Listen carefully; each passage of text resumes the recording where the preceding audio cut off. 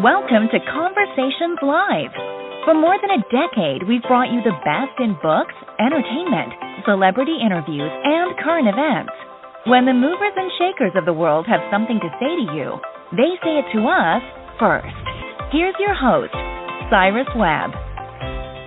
Welcome back, everyone, to Conversations Live. I'm your host, Cyrus Webb. Glad you all could join us once again. But for a radio audience tuning in here in Mississippi at WYAD 94.1 FM and WYADonline.com, we're glad that you all could be with us.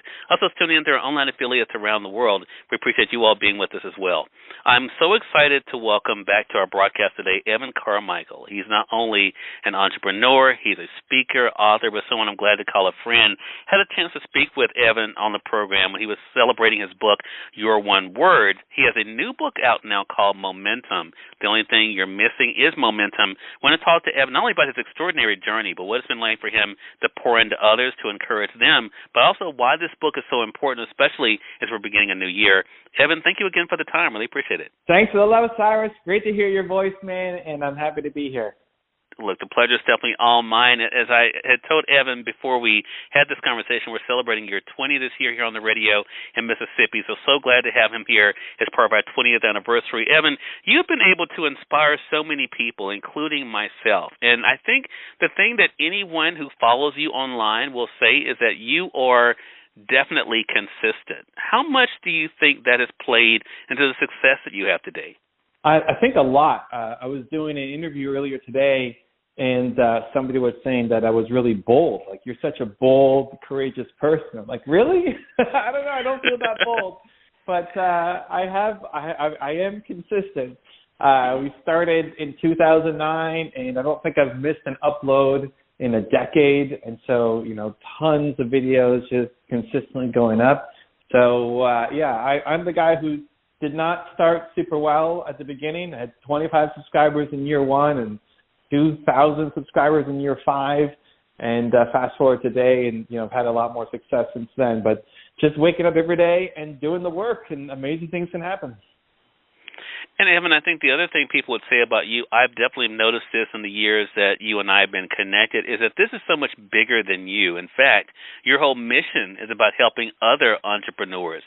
Talk to us about that, because I think one of the mistakes so many people make is that they do make it about themselves, so they're not thinking about those that they could serve or help. It is all about what I can get. How much has it benefited you, Evan, to focus on how you can help other people succeed? Well, Cyrus, that's been the whole thing. I mean, I never wanted to get in front of the camera. I guess it sounds weird. It's like I was on like 13,000 videos or something that I never wanted to get in front of the camera. But no, it's like I don't want to be famous. It was never a thing that I was striving for, but I want to serve and I want to help. Yeah. And I think we will, as humans, always let ourselves down. But when you can tie what you're doing to helping somebody else, when you feel like other people depend on you, you're much more likely to show up. And so that ties really well into the last question about consistency.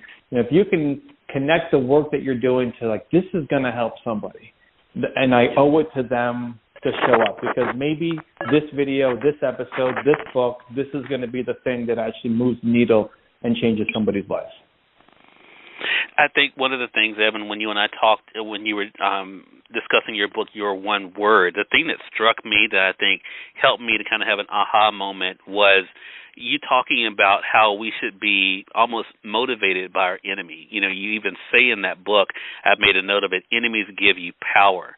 And I think for so many people, I think, for yourself, you had a goal and you knew what you wanted to do, and you were willing to not let anything stop you, including your Harry, as you called it in your one word. I want to talk about that in connection to momentum, because I love the fact in momentum, what you really seem to drive home is that it's great to have a goal. It's great to be able to say what you want to do, but the action is what's going to really help you get there. Talk to us about how that has helped you in not letting, the enemy or whatever it might be stop you in your goal. Yeah, I think most people have a big dream. They have something they want to try. They're curious about something, and they have the heart and they have the soul, and they're a good person and they're doing it for the right reasons, and yet they still don't go and take action. Why? Because they let a lot of their fears get in the way, whether it's enemies, whether it's, people like Harry who are telling you that you can't do it. I call them the little man, all the reasons why you're not going to win. Or maybe it's just that voice inside your own head telling you that you're not good enough and you can't. But I think the biggest thing most people are missing is just momentum. It's just momentum. Like, when we started this, we weren't great either. You go back 20 years ago, Cyrus on the radio wasn't as polished, didn't have as good a voice. You probably still had the good voice, but maybe the questions weren't as good. There was nerves trying to hit the airwaves, a lot of fears and insecurities, but you did it. You did it, and you kept going. Like 20 years later, here you are. And same thing with the videos that I made. My first video sucked. It was 350 videos, public videos that I made before I could watch my videos back because looking at them made me feel too embarrassed. Like I couldn't watch my own stuff back. But we started, and we kept going. And I think the biggest thing for people that they're missing is just momentum. Like, you just need to start. There's no perfect start. You just need to start. You need to get one foot out the door and say, I'm going to go up and do this. I'm going to learn. I'm going to make mistakes. I'm going to fall down. I'm going to get back up, and I'm going to keep going. But you just need to start. And, Evan, for those who have not gotten their copy of Momentum, we definitely are going to remind them how they can do that. And I love the cover because it goes to another M word that comes out to me in this book. On the cover, for those who haven't seen it, I mean, there are different asteroid-type shapes there. Give up, not worthy, self-doubt, be perfect, I can't. That goes to mindset, Evan. And mindset is one of those things that definitely gets people. In fact, you say in the book, for those who have the print edition like I do, on pages 162 and 163, a lot of times when people see other individuals, quote-unquote, ahead of them, they get discouraged. But you say in the book this point, you could decide that the person who is way ahead of you doesn't make you feel bad about yourself, but instead inspires you because it shows you what's possible.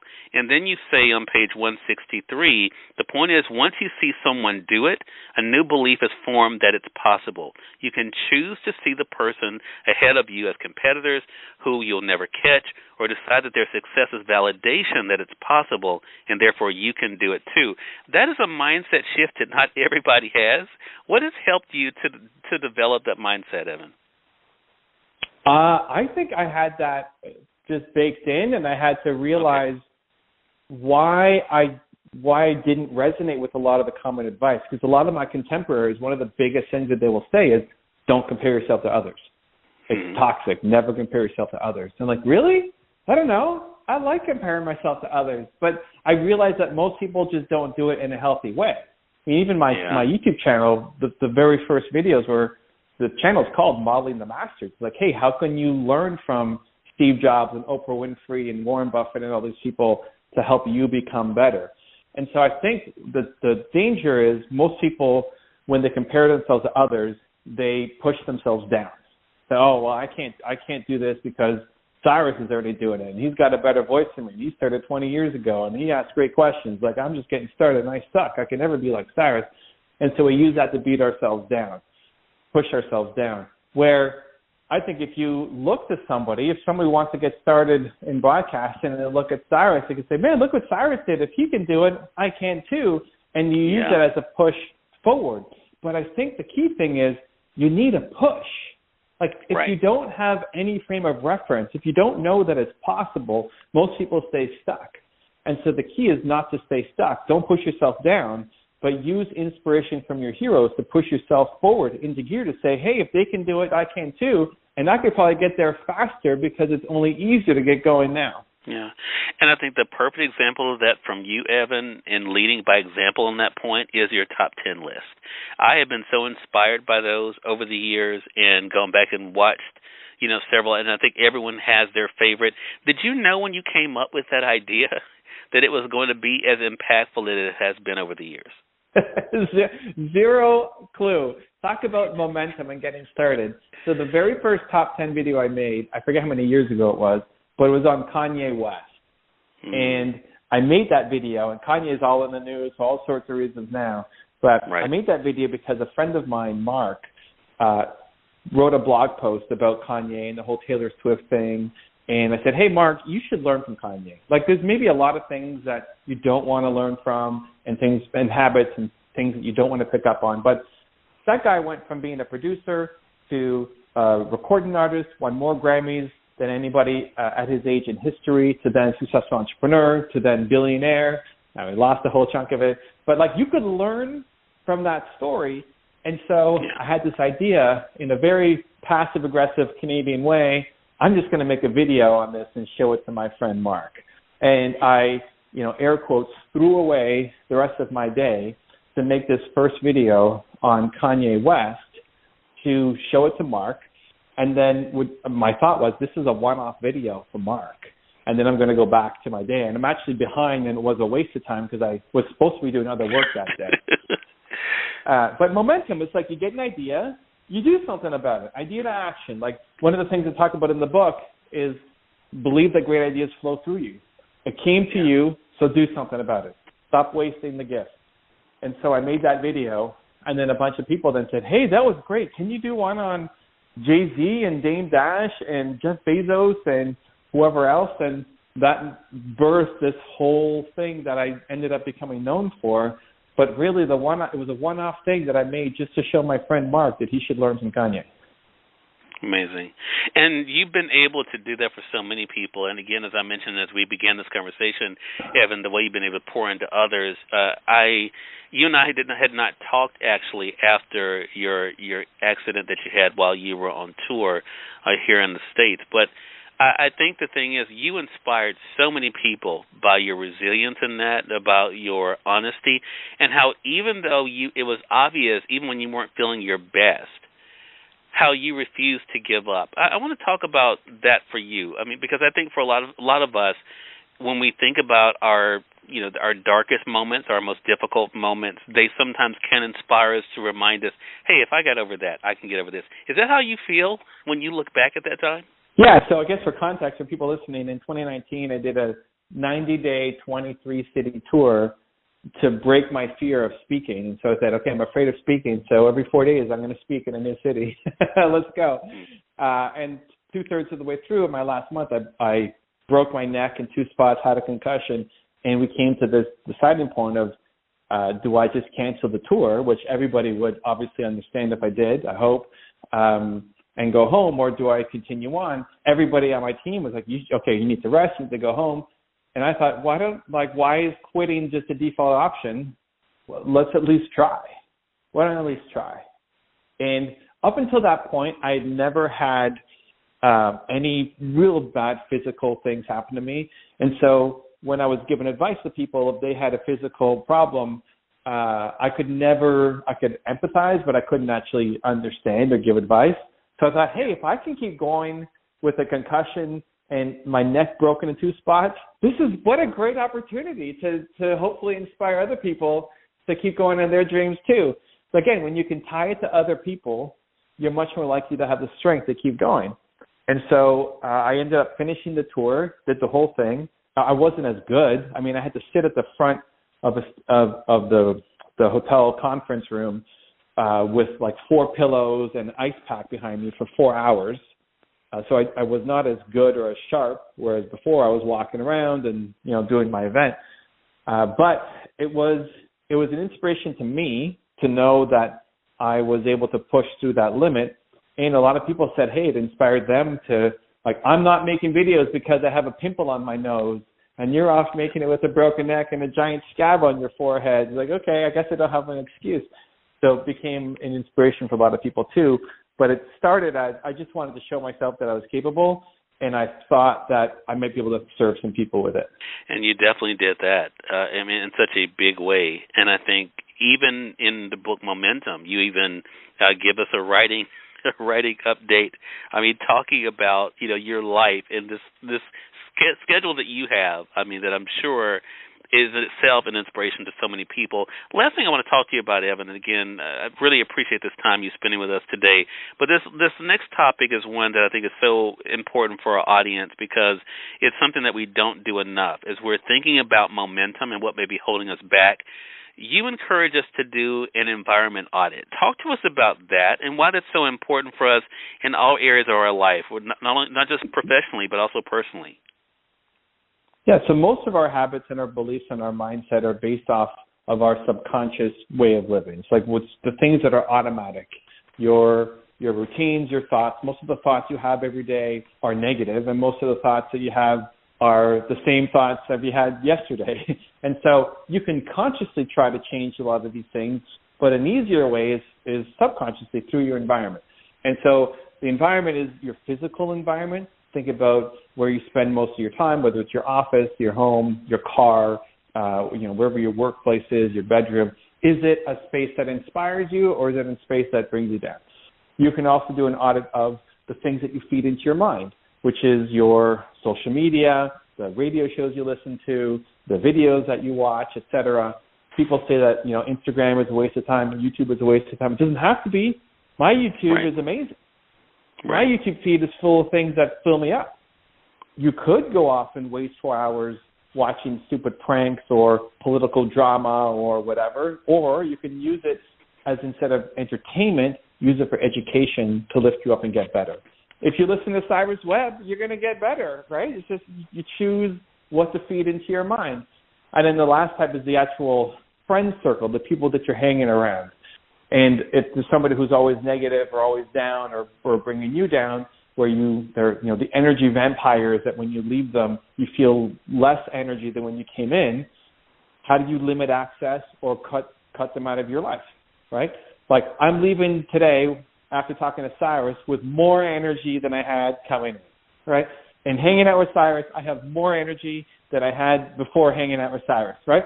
That's somebody that you want to hang out with more often because they lift you up. And so even just replacing one negative person in your life with one positive person in your life, these things start to have a huge shift in how you approach everything, not just your business, but how you show up with optimism and hope and belief and positivity to go off and chase down your dreams.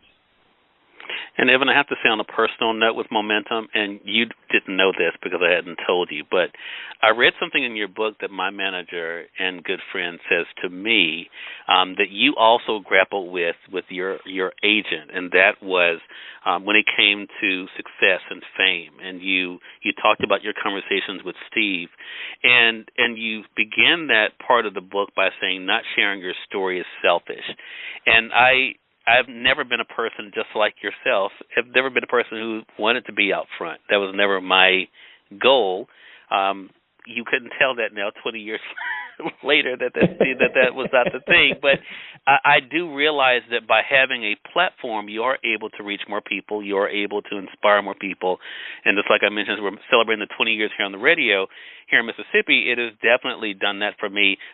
Do you think that also goes to what we were saying earlier about mindset? I mean, yes, you're the momentum, the fact that you have not stopped is the reason why, you are still having the impact you're having. But do you think that change in mindset about what your success could mean for others has helped you well? Yeah, for sure. So, for context, Steve is my agent, is the same agent as people like Grant Cardone and Mel Robbins, and helped build a lot of different personalities up. And one of the biggest fights that we would get into for years was Evan, you know what your biggest problem is? What, Steve? You don't want to be famous.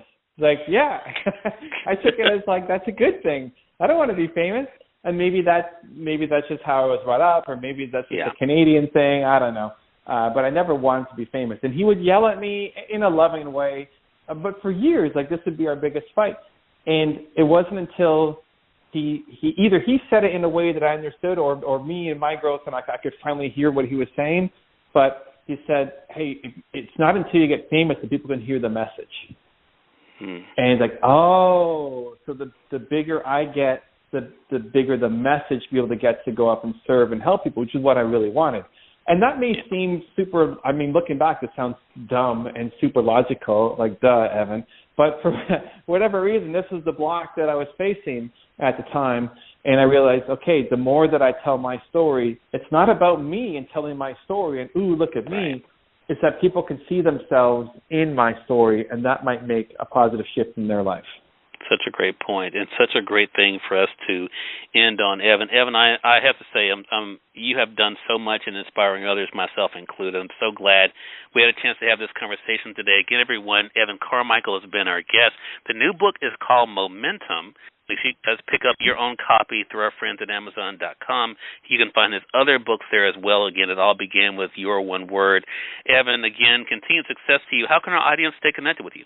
Well, first off, appreciate you, man. Congrats on 20 years. It's just, Thank you. You've been doing amazing work, and I can't even imagine all the lives and stories that you've told and touched. So I'm inspired by your consistency. I have to catch up to you, so I love it. And in terms of staying in touch, I'm on social. I'm on YouTube. Wherever you're hanging out, I'm probably there. And the books are all, Amazon's probably your easiest spot. Right. Well, Evan, looking forward to our next chat together. You stay safe, and we will definitely be chatting you up again soon. Thank you, Cyrus. Much love. And much love to you as well, my friend. And we thank your audience for tuning in to another great segment of Conversations Live. Until next time, I'm your host, Cyrus Webb, saying as always, enjoy your day, enjoy your life, enjoy your world. Thank you all for choosing Conversations Live, and let's go make today amazing. Take care.